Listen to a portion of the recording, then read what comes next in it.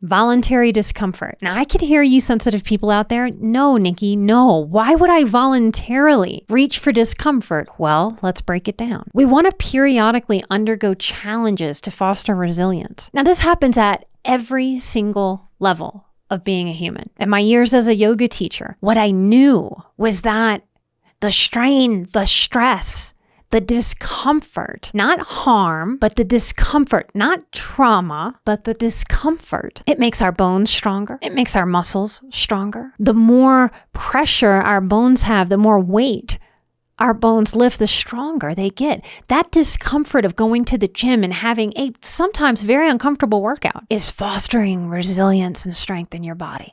It is showing your physicality and your emotionality, how resilient you are, how much you can take on in this life and overcome. We do that moment to moment when we face challenges in our day. We've been doing this show for getting closer and closer to 6 years now. We have never, ever missed a weekly release.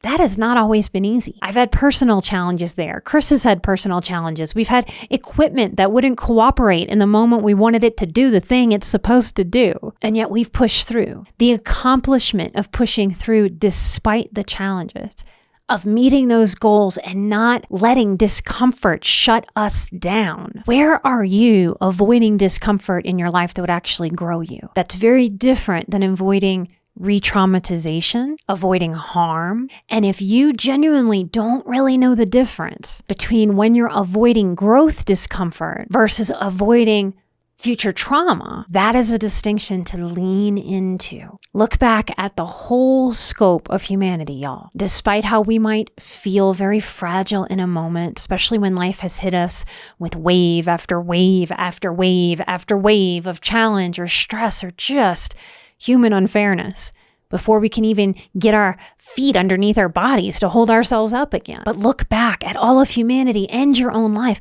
Humans were made for tough things, and you were part of that lineage. If I controlled all things in the universe, a little game I like to play sometimes, people would know the wisdom of leaning into challenge instead of leaning into victimhood. You were made for hard things. I promise you. I was too. Even in the moments when I have hated the truth of that. Dichotomy of control. We talked about this earlier in the episode. Here's how to practice this in your life. Regularly remind yourself of what's within your control and what isn't. Now, that seems pretty simple, right? But a lot in our modern life tells us to try to control things that we can't control. I hear and see that in a lot of political discourse across the board. That if you're a good person, you better try to control things that you really can't control, which makes people angry. It's irrational. It's not real. It's not possible. It's not attainable. We are going to feel frustrated as human beings if we are trying to go after things that aren't real and aren't attainable. So focus your energy and attention on things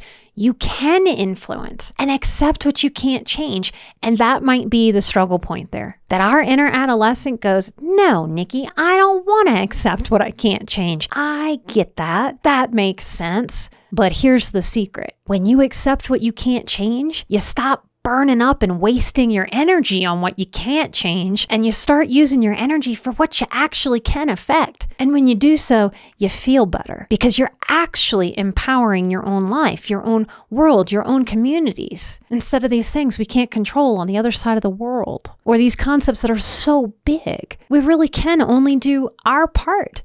No more and no less. So when we get real with ourselves, we get real with ourselves. And the truth sets us free. Mindful response is something that we can practice, y'all. Mindful response. This isn't reaction. And we are living, breathing creatures. That's part of what self-development is doing for us and why we're drawn to it. Because those of us with insight and big giant hearts, high empathy, we are rightly so uncomfortable in an icky way when we react, and it's not from our higher self. It's not our higher thinking. It's not well thought out. It is a pure reaction. We can cultivate space instead of just giving in and accidentally practicing what really doesn't serve us, which is instant reaction. So we practice a pause, and that might sound even more simple and easier to throw away, like taking a breath.